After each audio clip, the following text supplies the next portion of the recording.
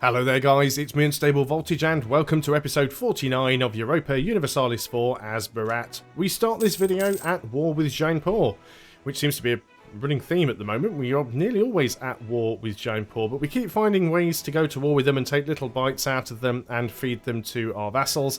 If I only achieve one thing this entire game, I want Jainpur off the map. They gave me so many problems in the early days of this campaign, I just want them gone. And once they're gone, I will be happy. I'd also like to get rid of malware as well. I do want to try and take the whole of the Indian subcontinent, if possible. We do still have to worry about Afghanistan. It's absolutely sickening that they are allied with the Ottomans, although the Ottomans do appear to be having some problems down in Africa and the Middle East. Adal seem to be actually getting some stuff done. And, yeah, well, you're not rival to the Ottomans. But you might certainly give them a bit of a run for their money. Got a bit of aggressive expansion against you. But sucking up to you is probably not going to help all that much. So, Jainpur, are you guys ready to surrender yet? Probably not. There might be, actually. Let's have a... It's always worth having a check, I suppose. Yeah, they are, actually. They'll give me everything that I want. They won't give me any money, but they hardly have any. So let's go ahead and end that part of the war. That's fine. And I don't actually want anything from Kashmir, but we will wait until they've been sieged so we can piece them out. And then what we could do, if we really wanted to, is declare a war again against Kangra in another month or two. And they are allied with Jainpur, which means we could bring Jainpur in again and take even more stuff from them. Yeah, people keep entering the coalition. It is fine. We've lost our... What do we want? Yearly prestige? We don't really need the prestige, but I guess we want to keep the rank 3 guy because we're trying to get an idea group finished. Right, Kashmir. We would like to sue for peace, and we'll just continue to take war reps from you, which is what we always do. Send our demands. Now we just need to wait for our truce to end with Kangra. We can go to war with Jainpur again. And like I said, we are really building up our aggressive expansion. Afghanistan has left the military coalition. Good. Good. Good. They are getting big, though. Yarkand is in a war with... Who are you in a war with, Yarkand? Attacker against Tabaristan and the Yarkand conquest of Golistan. Now, Kangaroo has entered into a coalition against us. Balls. They were the ones that I was just about to declare on, and now I cannot, because if I declare on them, I would be bringing in... See, I could still do this if I wanted to, although Dali are now in there. Dali are in there. Not bothered about Kangra, they're a one-province minor. Multan, they've got 5k troops, don't care about them. Malwa, I don't know what they've got, but I think we could beat them. Dali, okay, they're fairly big, and Ayathaya are, again, fairly big. It's funny now that we're actually gaining more of a coalition over here on the east than we are on the west, so I think what we need to do at this point is to stop warmongering for a little bit.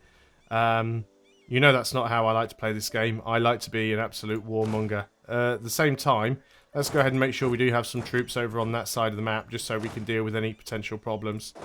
I'm very happy that Afghanistan aren't in that coalition anymore, but we do really need to be careful. I was so hoping that if I'd have been just a couple of days earlier, I could have gone and declared this war against Kangra. In fact, yeah, Kangra are outraged, and that's probably not going to go away, but we'll try and improve relations with them. It is literally all aggressive expansion. If we can get them to leave the coalition, then we can just jump on them and take more of Jainpur.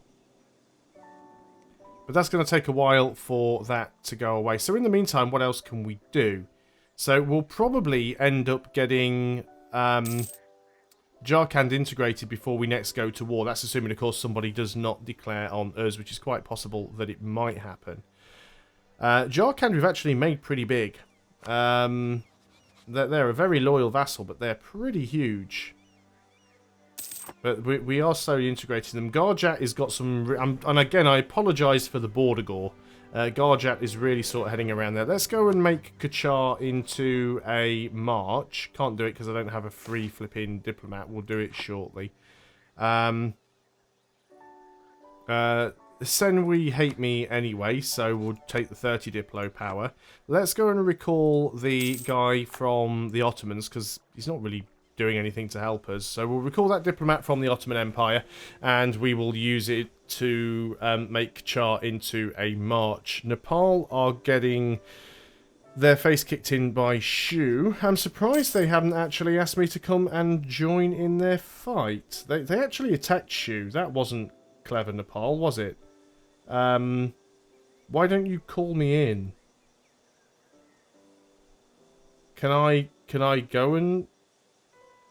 I can offer you a condottieri. That might be useful. But I can't just offer to come in and... yeah, I can't just offer to come in and help fight. I think that should be something you can do. I'm surprised there isn't an option for it there, but I think if one of your allies is at war, you should be able to turn around and say, "Would you like me to come and help you?" Even if they don't ask you. I don't want Nepal to start losing stuff to Shu. Who is actually involved in this war? Let's go and have a look.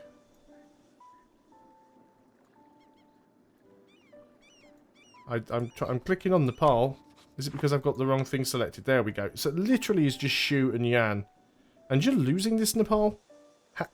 What the hell? Okay, so let's go ahead then and offer the condottieri to them. Because we've never done this before, so we want to offer a condottieri. We want to offer them... which army is this one here? This is the 17th army. I want to offer you the 17th army. You would say no, because you can't afford it. I will take the tiny little bit of money that you're giving, because I'm not bothered about doing this for the money. I'm bothered about doing this because I want to go and help. So what you'll now notice is that even though it still has my flag or my shield on the left-hand side, it now has Nepal's flag on the right-hand side. And the reason for that is because I am basically a mercenary working for Nepal. So I'm going to go in here and try and kick these guys around. Flipping Timurids have coalitioned against me now. Well, that's not good. Hang on there, Nepal, I'm coming. Got to help you out here because, you know, you're all a little bit weak. How did you declare this war and then lose? Seriously. What about you guys? Who are you? Are you being... You are... Yeah, I was going to say, I wondered if these guys up here, Gooj, were being guaranteed by Jampur, because that would have made life easy. Yeah, we'll carry on chasing these guys down.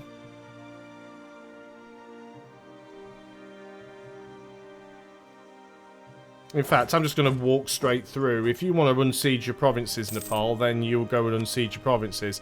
I'll go and fight your battles for you. You just go and unsiege your provinces. That'll be fine. So we're not really making a lot of money for it, because we actually rented our condottieri out very cheap. But we did this literally so we could... Now, bear in mind, we're not actually at war here. We are not considered as being at war. And if someone declares war on us, we can instantly reclaim our condottieri to fight for ourselves. So we don't have to worry about that. And whatever we do here, it's not going to give us aggressive expansion, because we're not classed as fighting for an ally here. We are simply a mercenary, nothing more. If you want to keep bringing units over here, that is fine. I would suggest, Nepal, that you actually go and unsiege some of your stuff, because that's the biggest problem that you've got going on right now.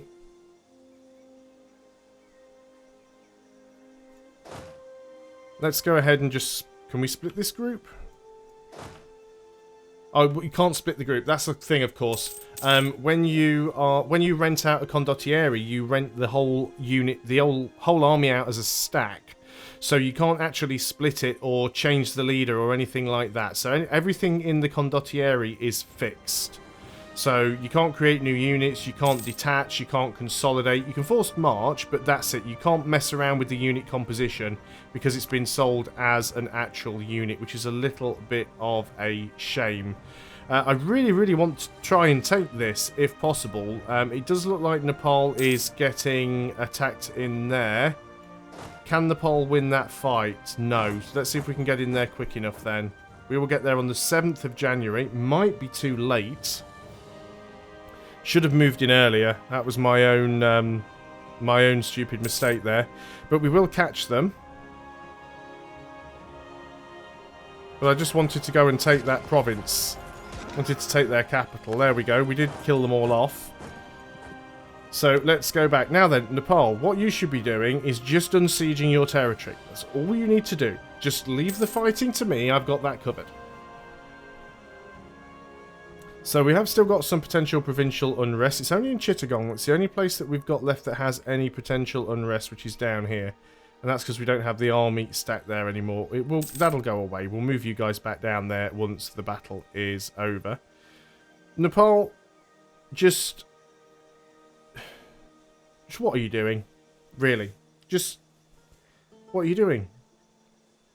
We need to win this siege, basically. Does this guy have any... No, he doesn't have any siege value, which is a bit of a shame. But that's fine. We're not bothered about that. 35%. We've lost a trade dispute, CB. We're not bothered about that.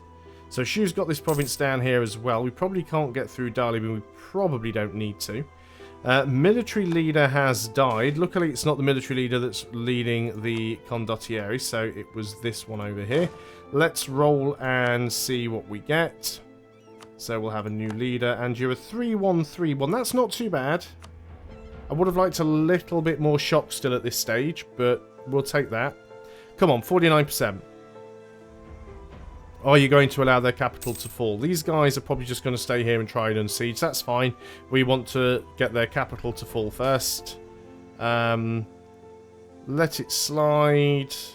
Yeah, giving a province to them, that's fine. Okay, they have surrendered. Wonderful. Now we're just going to go around and stomp army stacks. In the meantime, Nepal, you should be unsieging stuff. You've just thrown your entire army in onto me. That's fine. That's fantastic.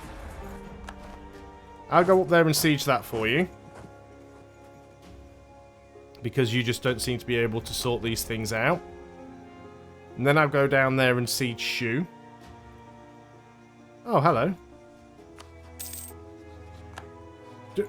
Let me select my army. Well, so they're not going to take that back instantly. See, I can't even just detach and detach a unit to siege and bring the rest of the guys down.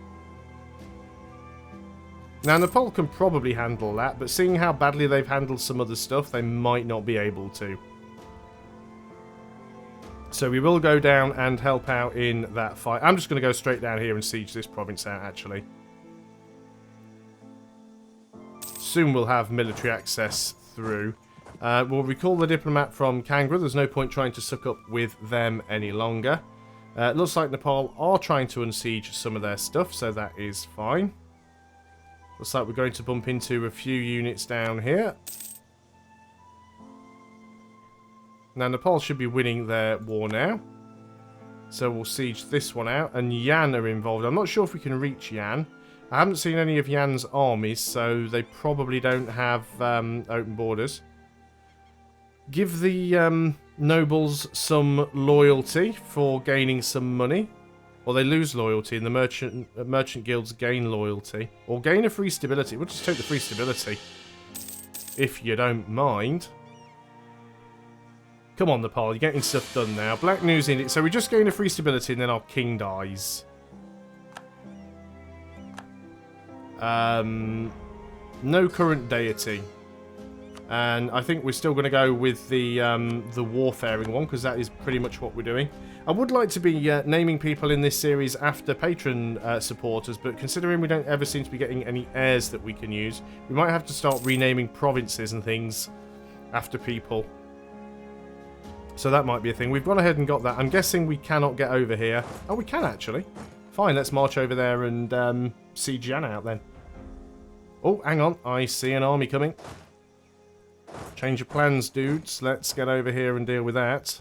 And then we'll go over and siege Yan out. I'm paused, which is why nothing's happening. So Nepal have unsieged their last province.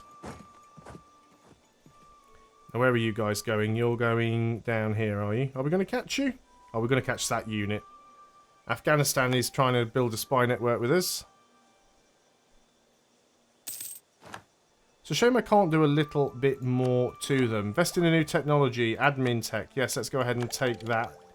We're still behind on Diplo, so we really do need to try and catch up there. Which is another reason why I need to stop warmongering for a little while. You think you're going to go up there, do you?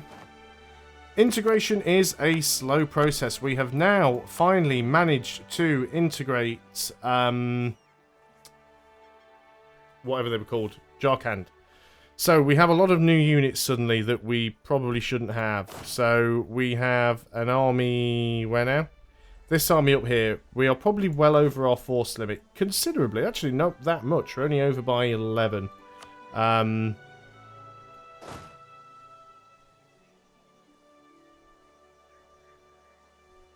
Do I want to, do I want to keep these guys around?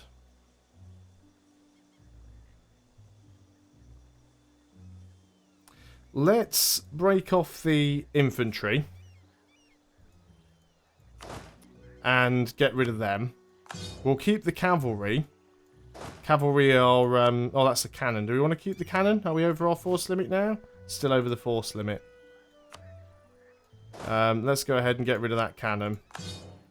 So what have we got here? Let's break off and get rid of the cavalry then. Because cavalry are expensive. We are now bang on the force limit. Okay. Some cores, oh, they didn't get all their coring done. That's fine. We're not too bothered about that. We could do another, well, we'll wait on that one for a while. We'll make sure we get all of our coring done. Now also, I think we don't need to have quite all of these forts. Having two next to each other everywhere isn't a good idea. Which one of these would be better? Probably the southern one, so let's go ahead and get rid of that fort. So that's been upgraded, that's been upgraded. That one needs to be upgraded. We don't need two forts here, so let's go ahead and get rid of that one. That one can be upgraded. I've also got some other buildings that can be upgraded. I think the barracks is upgraded. Jampur can probably stay. That one can stay and get upgraded as well. Okay, so we're no longer over our limit for diplomatic... Did I actually ever make these guys a march? We're not at war. Designate march. There we go. So making them a march will give them more national manpower, more manpower recovery speed, more land force limit, and they'll actually go and start fabricating claims on Senwi. I've not really been watching what's going on over here, unfortunately, so let me make sure that I go and get that sorted out. Really surprised that Nepal just haven't ended the war right now, but maybe we do need to go over there and deal with Yan. So we can start coring these provinces. We've got a royal marriage offer from Yarkand. Let's keep that going. Now the place we can convert is already a core, so we don't have to worry about that.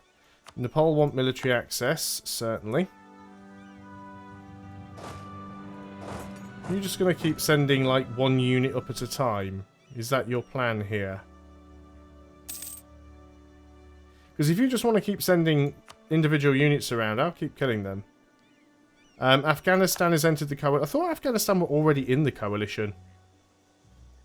Oh, you're doing that, are you? That's fine. We'll just come back in and squish you there. Is Nepal just in the one war? They are. They've got 59% war score.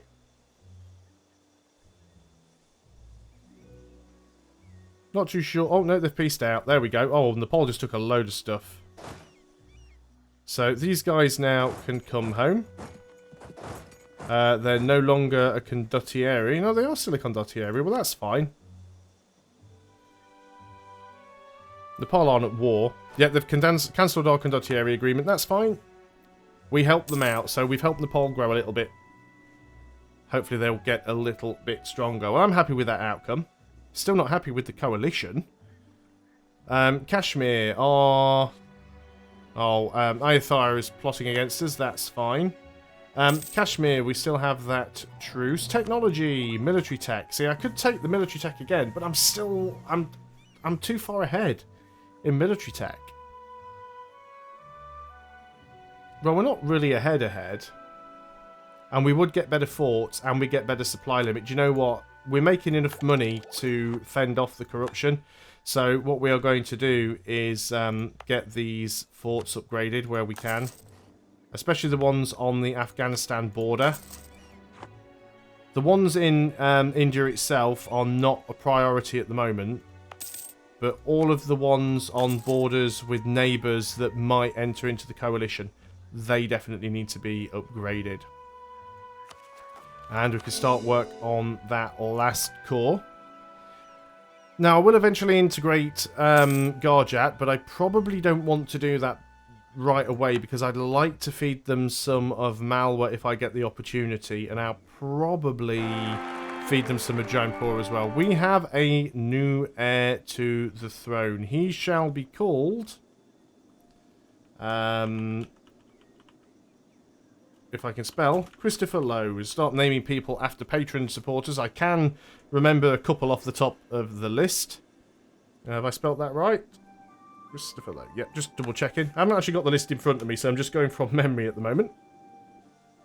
But at least we're starting to get some people named. Hopefully you will survive to adulthood and maybe even survive long enough to ascend to the throne.